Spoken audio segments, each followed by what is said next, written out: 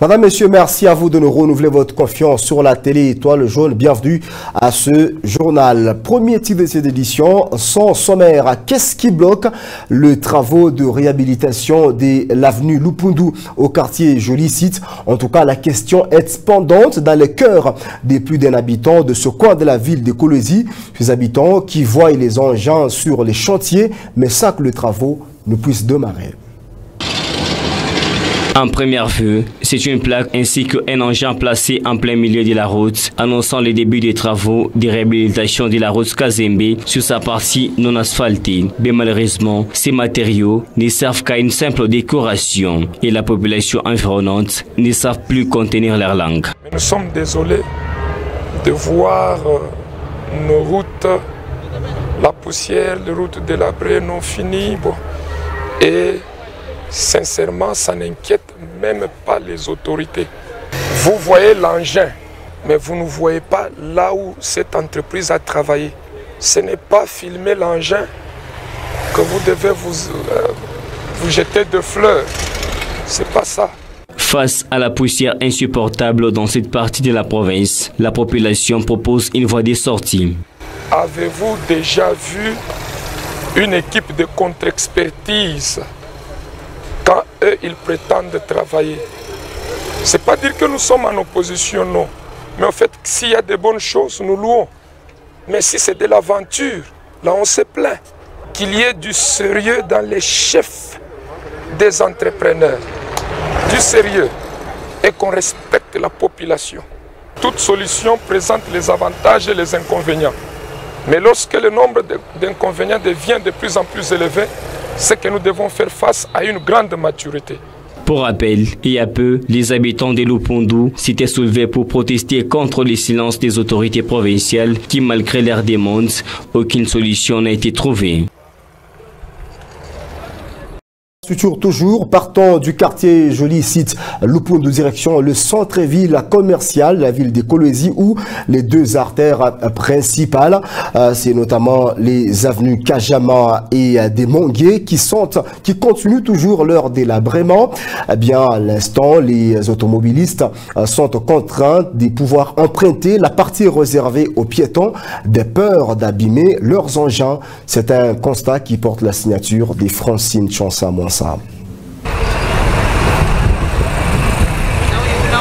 Ici sur l'avenue Kajama, un trou béant s'est créé au fil de temps et mettant en difficulté les automobilistes forcés d'emprunter les abords destinés aux piétons pour se créer un passage. Une situation assez similaire sur l'avenue de Manguier. On ne sait plus bien conduire à cause de l'état de la route. C'est pourquoi nous demandons aux autorités provinciales de réparer très rapidement ces tronçons. Les abords des avenues Kajama et des Manguiers qu'empruntent les automobilistes mettent en danger les piétons. Oui, c'est vrai. À ces trous béants, il y a souvent des accidents. Les taximètres n'arrivent pas à bien conduire. On arrange la route. Vous avez vu vous-même comment est-ce que les conducteurs des véhicules parviennent à emprunter la partie destinée aux piétons. Raison pour laquelle on cogne certaines personnes, ce qui n'est pas normal.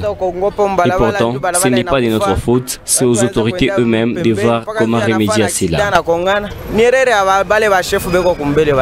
Pour une meilleure fluidité de la circulation routière et la sécurisation des piétons, l'entretien permanent des artères à Kolwezi serait le bienvenu. Madame, Messieurs, en société, cela fait plus de 5 jours déjà que les habitants de la cité Moussonoy font face à une pénurie en eau potable. Eh bien, pour s'approvisionner en cette denrée vitale, les habitants de ce coin de la ville de Kolwezi sont contraints de parcourir plus de 5 km. Je vous propose cet élément de reportage. Les robinets sont devenus des œuvres d'art ici à la cité Moussonoy. Aucune goutte d'eau depuis déjà 5 jours. Les citadins, menés de leurs bidons jaunes, se lèvent tôt le matin pour aller chercher cette denrée devenue rare et précieuse à Moussonoy. Depuis 5 heures du matin, nous sommes ici, laissons nos enfants à la maison. Ceux de l'école ne savent pas y aller, faute d'eau. 5 jours, on n'a pas d'eau. Nous sommes ici depuis 5 heures du matin. Chaque saison sèche, il y a carence d'eau ici à la Gécamine Moussonoy. et c'est depuis avant-hier. Nous souffrons en ce qui concerne l'eau. Nous sommes ici depuis 6 heures, ignorant la cause.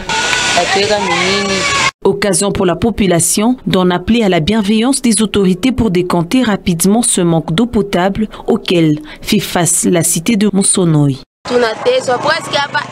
Nous souffrons presque une semaine, on n'a pas d'eau. L'eau de fourrage est impropre et nous achetons le bidon 500 francs. Nous sommes fatigués. Nous demandons à ceux qu'ils nous trouvent une solution, qu'ils veillent sur ces problèmes d'eau. Ici à Moussonoï, nous souffrons. Il n'y a pas d'eau. Nous demandons à ceux qu'ils nous aident, que l'eau coule chaque jour à nos robinets. L'eau, c'est la vie, dit-on. Le rétablissement de sa fourniture dans cette circonscription de Kolwezi est vivement attendu pour soulager tant soit peu la peine de ce Lualaba. Opération Bassadi 11, on en parle à présent. Cette campagne qui vise à sensibiliser sur la lutte contre les violences faites aux femmes, mais aussi aux enfants dans la province du Lualaba se poursuit. Et pour ces jeudis, les éléments de la police nationale congolaise ont été déployés dans différents coins de la province du Lualaba. C'est notamment à Moussopo, Fungurume et d'autres coins pour la suite de cette campagne lancée mercredi dernier. C'est un élément de reportage qui porte la signature de Lydie Ngalola. Après la sensibilisation remarquable à Kolwezi, les femmes policières du Lualaba avec à la tête Major Mado Moussassa ont poursuivi l'opération Bassadi 11 qui vise à conscientiser la gente féminine à lutter contre et à dénoncer toute forme de violence faite aux femmes et aux enfants. Pour la deuxième journée, ces femmes policières ont eu comme cible Kissanfou, Kissangala, Fungurume et Moussopo. Partout où ces ambassadrices de la PNC, elles ont procédé à la distribution des dépliants qui retracent mieux les objectifs de l'opération. Que ça soit continuel, ça nous citer, elle nous incitera, nous les OPJ, à mieux travailler et la population, qu'elle soit aussi sensibilisée sur ce qui est de violence, de délaissement, de violence sexuelle, disons, de délaissement. Il s'est de noter que cette sensibilisation a pour objet de prendre des mesures nécessaires pour sécuriser physiquement, psychologiquement des personnes afin de respecter leur vie privée. Et puis à Kolwezi, le vice-gouverneur et gouverneur intérimaire, Fifi Masuka Saini, a procédé au lancement officiel du colloque international sur les ressources naturelles et environnement, cela en présence de plusieurs personnalités qui ont été conviées à ces assises. Je vous propose cet élément de reportage qui porte la signature de nos confrères de la presse du gouvernorat de la province. Fifi Masuka Saini, qui en a donné l'ego, a été accueilli par la crème intellectuelle essentiellement composée du corps professoral des différentes institutions supérieures et universitaires du Haut-Katanga, du Lualaba et d'ailleurs. Les recteurs de l'université de Lubumbashi, Gilbert Kishiba Fitula, a donné la quintessence de ces travaux hautement scientifiques qui réunissent plusieurs professeurs et chercheurs venus de partout dans le monde. L'objectif principal étant d'accompagner les chefs de l'État durant ce mandat à la tête de l'Union africaine. Le recteur de l'université de Lubumbashi a remercié le gouverneur intérimaire Fifi Masuka Saini pour le parrainage du colloque. Pour sa part, Fifi Masuka Saini a invité l'assistance à observer une minute de silence en mémoire des victimes de l'éruption volcanique de Goma dans la province du Nord Kivu. Elle a rendu hommage au président de la République, Fifi Masuka Saini, a aussi encouragé la crème intellectuelle sur place à travailler en toute sérénité pour arriver à un résultat positif. Mesdames et messieurs, l'inadéquation criante observée entre les contrées regorgeant les richesses naturelles et la misère noire de population qui côtoie ces ressources est annihilante. À l'heure où la République démocratique du Congo est à la présidence de l'Union africaine, les thèmes choisis vaut son pesant d'or. Ces assises sont une réponse des scientifiques de l'espace Grand Katanga au vœu d'exprimer par les chefs de l'État lors de sa première arrivée dans le Lualaba.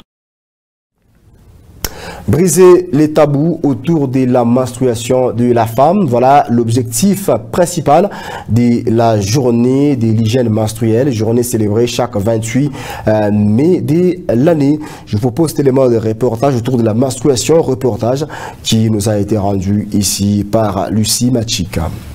Le menstru est un processus biologique normal et un signe de santé reproductive et perçu généralement comme étant tabou pour bon nombre de femmes. Gérer ses menstrues de façon hygiénique, choisir le bande hygiénique de qualité devait être la priorité de chaque femme. La partie interne de la matrice ou bien de l'utérus, cette membrane-là, cette couche qui couvre l'intérieur de l'utérus, qui se décolle parce qu'il n'y a pas eu grossesse qui s'est implantée.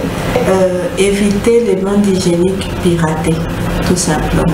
Il y a des types de bandes hygiéniques qui, une fois imbibées de règles, se décomposent. On dirait des sachets, ça gonfle et ça se décompose. Ça brûle même la peau. Pour celles qui utilisent le linge, il est recommandé de les changer régulièrement. Il est recommandé de changer régulièrement ces genres de garnitures-là, de les sécher au soleil et de les repasser avant de les reporter. Être attentif durant ces règles afin de s'éviter les infections, telle est la recommandation du médecin gynécologue. Je conseillerais seulement aux femmes d'être attentives quand on a ces règles et de ne pas garder la même compresse toute la journée. Parce que dans le sang, les microbes prolifèrent facilement. Et cette prolifération-là des germes peut facilement conduire à une infection. Le choix du 28 mai pour la célébration de cette journée est en fonction du cycle menstruel qui dure en moyenne 28 jours. Le mois de mai est le 5e de l'année, ce qui correspond à une moyenne du nombre de la durée de règles. Madame, Messieurs, par là s'achève ce journal sur votre télévision. Merci à tous de l'avoir suivi. On se fixe rendez-vous très prochainement avec le même plaisir de vous informer.